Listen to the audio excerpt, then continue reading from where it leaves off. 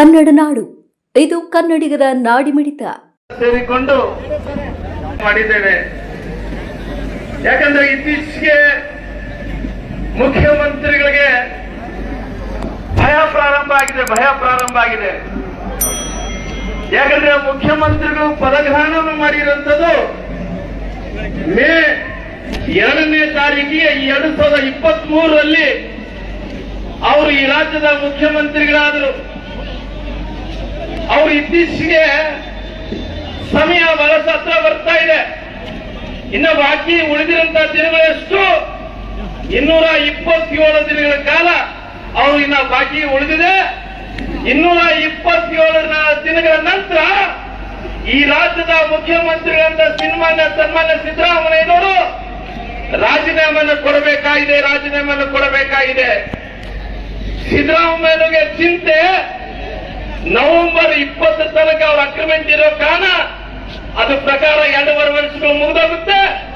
ಅವರು ನವೆಂಬರ್ 20 ಚಿಂತೆಯನ್ನು ಈ ರಾಜ್ಯದ ಮುಖ್ಯಮಂತ್ರಿಗಳು ಮಾಡ್ತಾ ಇದ್ದಾರೆ.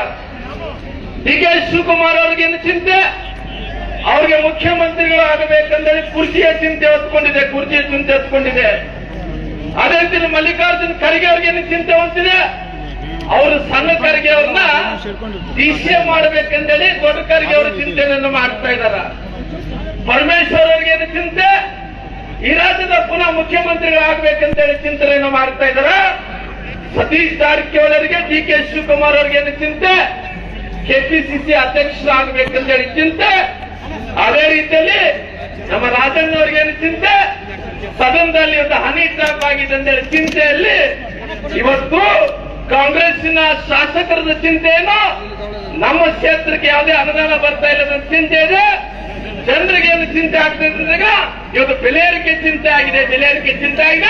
ಅದಕ್ಕೋಸ್ಕರವಾಗಿ ಮೈಸೂರಿನಿಂದ ಜನಾಕ್ರೋಶ ಸಮಾವೇಶ ಅದು ಒಟ್ಟಾರೆಯಾಗಿ ಇವತ್ತು ಸರ್ಕಾರದಲ್ಲಿದ್ದಂತ ಯಾರಿಗೂ ಕೂಡ ಸಮಾಧಾನ ಇಲ್ಲ, ಜನರು ಕೂಡ ನೆಮ್ಮದಿ ಇಲ್ಲಾರ್ದಂತೆ ಇವತ್ತು ಜೀವನವನ್ನು ನಡೆಸ್ತಾ ಇದ್ದೀವಿ.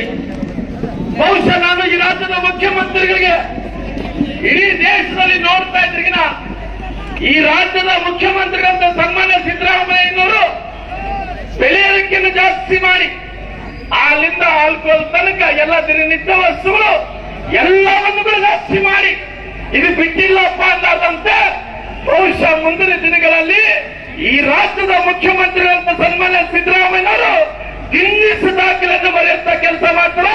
ಬೆಲೆ ಏರಿಕೆಯನ್ನು ಜಾಸ್ತಿ ಮಾಡಿಕೋಸ್ಕರವಾಗಿ ಅವ್ರು ಹೇಳ್ತಿರ್ತಾರೆ. ನಾವು ಯಾವತ್ತಿದ್ರು ಕೂಡ 16 ಬಜೆಟ್ಗಳನ್ನು ಮಂಡಿಸಿದ್ದೀನಿ. 16 ಬಜೆಟ್ಗಳನ್ನು ಮಂಡಿಸಿ ಏನು ಮಾಡಿಯಪ್ಪ ಸಿದ್ದರಾಮಯ್ಯನವರೇ?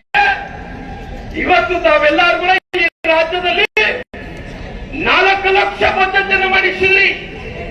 4 ಲಕ್ಷ ಬಜೆಟ್ ಅನ್ನು ಮಂಡಿಸಿ 2 ಲಕ್ಷ ಕೋಟಿ ಇವತ್ತು ಸಾಲವನ್ನು ಮಾಡಿದ್ರಿ. ನಮ್ಮೆಲ್ಲರ ತಲೆ ಮೇಲೆ ಒಬ್ಬೊಬ್ಬರ ತಲೆ ಮೇಲೆ ಸಾಲ ಎಷ್ಟಿದೆ? 1.5 ಲಕ್ಷ ಸಾಲವನ್ನು ಓಡಿಸಿದ್ವಿ. ನಮಗಂತೂ ತೀರಿಸಲಿಕ್ಕೆ ಸಾಧ್ಯ ಇಲ್ಲ. ಎಲ್ಲ ತಿನಿಸುಗಳು ಬೆಲೆ ಏರಿಕೆ ಜಾಸ್ತಿ ಆಗ್ತದ. ಹೋಟೆಲ್ ಅಲ್ಲಿ ಹೋಗಿ ದೋಸೆ ತಿನ್ನಕ್ಕಾಗಿಲ್ಲ, ಬೆಳಗ್ಗೆ ಎದ್ದು ಹಾಲು ತರಕ್ಕಾಗ್ತಾ ಇಲ್ಲ, ಇವತ್ತು ಏನು ನಾವು ಹೋಗಿ ಔಷಧಿಗಳು ತರಕ್ಕಾಗ್ತಾ ಇಲ್ಲ, ಆಸ್ಪತ್ರೆಯಲ್ಲಿ ಅಡ್ಮಿಟ್ ಮಾಡಿ ಚಾರ್ಜ್ಗಳು ಕಟ್ಟಕ್ಕಾಗ್ತಾ ಇಲ್ಲ. ಎಲ್ಲ ಕೂಡ ಬೆಲೆ ಏರಿಕೆ ಜಾಸ್ತಿ ಆಗಿ ನಮ್ಮ ಬದುಕೆ ರಾತ್ರಿ ನಮ್ಮ ಜೋಶಿ ಸಾಹೇಬ್ರೆ ಹೇಳ್ತಾರ, ರಾತ್ರಿ ಏನು ಔಷಧ ತಗೊಂತೀವೋ ಅದು ಕೂಡ ಇವತ್ತು ಜಾಸ್ತಿ ಆಗಿದೆ, ಅದು ಕೂಡ ಇವತ್ತು ತಗೋದಿಲ್ಲ ಅಂತ ಮಾಡ್ತಾರೆ. ಯಾರು ನೆಮ್ಮದಿಯಿಂದ ಇದ್ದಾರ? ಯಾರು ಕೂಡ ನೆಮ್ಮದಿಯಿಂದ ಇಲ್ಲ. ಅದಕ್ಕೋಸ್ಕರವಾಗಿ ಈ ರಾಜ್ಯದಲ್ಲಿ ತನ್ನ ಜನರು ಇವತ್ತು ಬೀದಿಗಳಿದ್ದಾರ. ರಾಜ್ಯಾಧ್ಯಕ್ಷ ಸನ್ಮಾನ್ಯ ವಿಜೇಂದ್ರ ನೇತೃತ್ವದಲ್ಲಿ ಬೀದಿಗಳಿದ್ದಾರ. ಅಶೋಕಣ್ಣನವರು, ಕೆಲವರು ನಾರಾಯಣ ಸ್ವಾಮಿಯವರು ಸದನದಲ್ಲಿ ಪ್ರಯತ್ನವನ್ನು ಮಾಡಿದ್ರು. ನಮ್ಮ ರವೀಂದ್ರ ಸೇರಿ ಅವರೆಲ್ಲರಿಗೂ ಸೇರಿ ಸದನದಲ್ಲಿ ಒಂದು ಕಡೆ ಬೆಲೆ ಏರಿಕೆ ಆಗ್ತದೆ, ಎಲ್ಲ ಕಡೆ ಇವರ ತುಟ್ಟಿ ಆಗಿದವ, ಬಡವರು ನೆಮ್ಮದಿಯಿಂದ ಬದುಕಕ್ಕೆ ಆಗ್ತಿಲ್ಲ. ಅವರು ಸಚಿವ ಸಂಪುಟದಿಂದ ಒಬ್ಬ ಮಂತ್ರಿಗೆ ಹನಿ ಡ್ರಾಪ್ ಆಗಿದೆ ಅಂತ ಹೇಳ್ತಾ ಇದ್ರ. ಇವತ್ತು ಒಬ್ಬೊಬ್ಬರು ಹೇಳ್ತಾ ಇದ್ರೆ ಹೋರಾಟವನ್ನು ಮಾಡಬೇಕೆಂದರೆ ಮುಂದುವರೆದರೆ ಅಲ್ಲಿದ್ದಂತ ಸ್ಪೀಕರ್ ಅವರು, ಯಾರ ಸ್ಪೀಕರ್ ಅವರು? ಶಾಸಕರನ್ನ 6 ವರ್ಷಗಳ ಕಾಲ 6 ತಿಂಗಳ ಕಾಲ ಉಚ್ಚಾಟನೆಯನ್ನು ಮಾಡುವಂತ ಕೆಲಸ ಮಾಡಿದಾರ 6 ತಿಂಗಳ ಕಾಲ ಉಚ್ಚಾಟನೆ ಮಾಡುವಂತ ಕೆಲಸ ಇವತ್ತು ಸಭಾಧ್ಯಕ್ಷರು ಸನ್ಮಾನ್ಯ ಇವತ್ತು ಸ್ಪೀಕರ್ ಅವರು ಮಾಡಿದಾರ. ಅನೇಕ ಮಂದಿ ಸ್ಪೀಕರ್ಗಳು ನಾವು ನೋಡಿದ್ದೇವೆ. ಧರ್ಮೇಗೌಡರು ಕುಂತಿದ್ರು, ಸಿ ಟಿ ರವೀಂದ್ರಿದ್ದಾರೆ, ಅಶೋಕಂದರಿದ್ದಾರ, ಧರ್ಮೇಗೌಡ ಯಡಿಯೂರಪ್ಪ ಸಾಹೇಬರಿದ್ರು. ಧರ್ಮೇಗೌಡರು ಸ್ಪೀಕರ್ ಆದಂತ ಟೈಮಲ್ಲಿ ಕೂತಿಯಿಂದ ಎಳತು ಮಂದಿ ತುಳಿದು ಬಡಿದು ಅವರು. ನೀವಿನ್ನು ಕನ್ನಡ ನಾಡು ವಾಹಿನಿಯನ್ನು ಸಬ್ಸ್ಕ್ರೈಬ್ ಮಾಡಿಕೊಂಡಿಲ್ವಾ? ಈಗಲೇ ಸಬ್ಸ್ಕ್ರೈಬ್ ಮಾಡಿ ಬೆಲ್ ಐಕಾನ್ ಅನ್ನು ಒತ್ತಿ ನೋಟಿಫಿಕೇಶನ್ಗಳನ್ನ ಪಡೆಯಿರಿ.